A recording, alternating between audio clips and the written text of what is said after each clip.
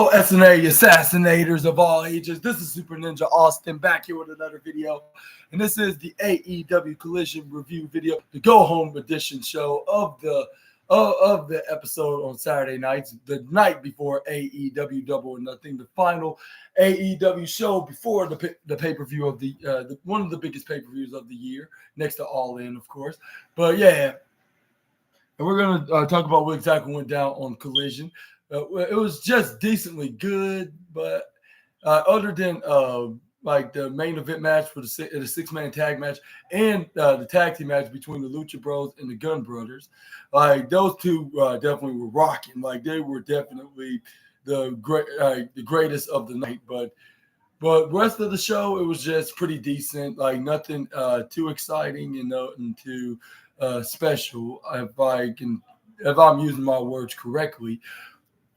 But in this company, making my AEW debut was when I cost you the AEW World Heavyweight Championship.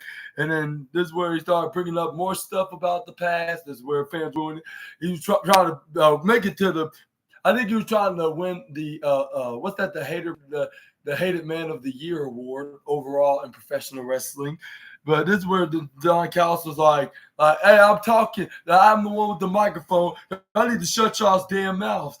And then this is where then Don Callis was like, all right. And I got to admit, like, John, like, you get out your revenge. Like, you knocked my flesh right out of my body. And let's, like, that's where the dude's like, let's roll the footage. Like, this was about a year ago. And then this was like, he was like, yeah, that's how you react from that. And like that's how, and you got your justice from that when you knocked me out. And I still had this cutting.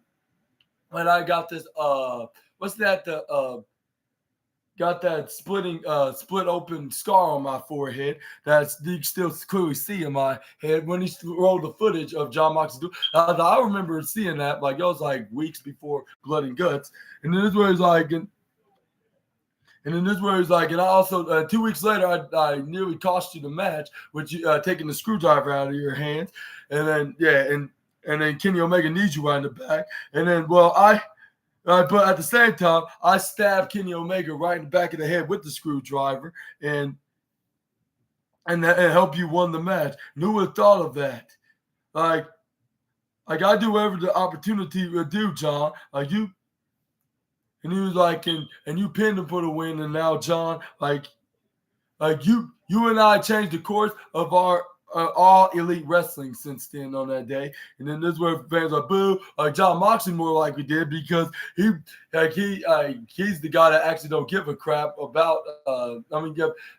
Give a crap about Don Callis to the point that he would lay hands on him and knock the hell out of him, which he did. And I'll give props to the IWGP World Heavyweight Champion for doing that. Like I was like, yeah, like I think like every single wrestler should do that. Like, what if you're a babyface or a heel wrestler that does not like the heel manager, or the heel wrestling personality? Well, in kayfabe, of course, not in reality. You got that he's total opposite in real life. But anyway, this is where then Don Callis then continues like. He was like, "You're the and you're the only number one guy that I think about. Like, and that's the number one in this sport. Like, did you know that? Like, in the John Moxley, that was like, what are you talking?" And then this was like, and when I get a reminder of John Moxley, it's also a reminder of this scar right on my forehead, and that is those 24 stitches like that you put in my head, John. Like, it was you that I needed to get stitches to put it back in place. Fans are cheering like, yeah, and I was doing the same thing. I was like, yeah, like other wrestlers need to do this and not just do those weak ass pushes. Like when they shove him, like that's not good enough. Like, or grabbing them and pushing them against the wall. Like, you need to be like a man like John Moxley and knock the hell out of that piece of sugar honey iced tea. But anyway, this is where then Don Callis was like, you know what we are? Like we are something special, and we are something tough. Like if we come together, we're not like none of these weak ass like normal hard John people. And this is where fans start chanting one more time. Please do this one more time. And I was saying the same thing. Like, and then this is where then he was like, this is where then Don Callis.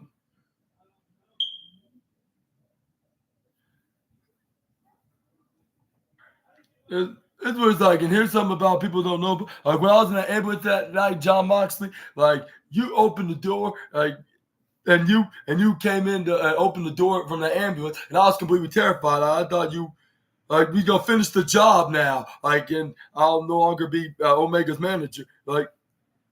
And he was like, and yeah, there was blood all over my shoulder and all over the place. And you said to me, like, you one of us now.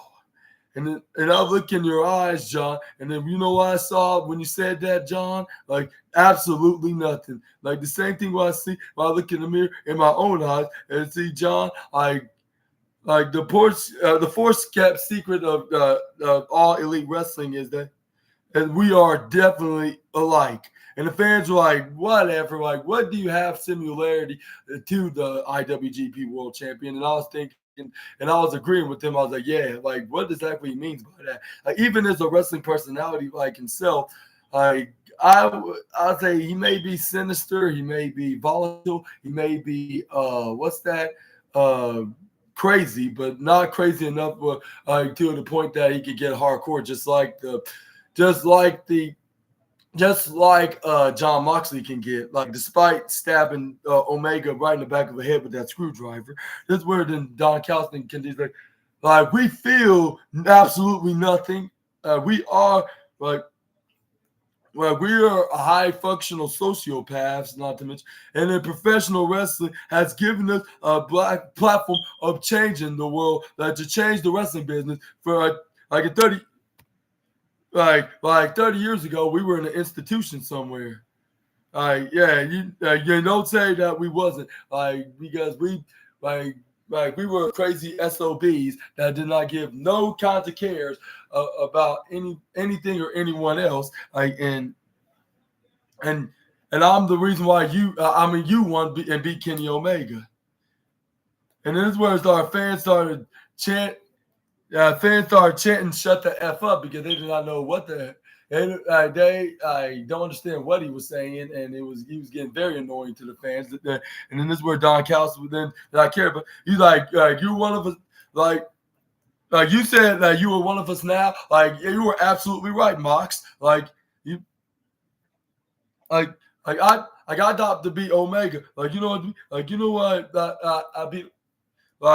Like you know who else beat Kenny Omega just like you, Moxley? Like none other than your future opponent tomorrow night, and that man is the Alpha, Konosuke Takeshita. And then this is where fans start booing, like boo.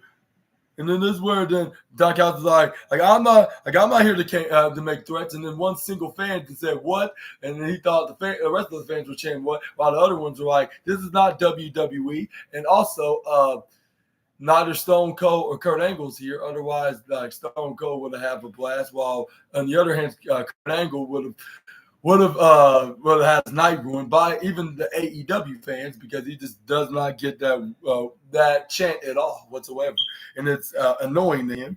And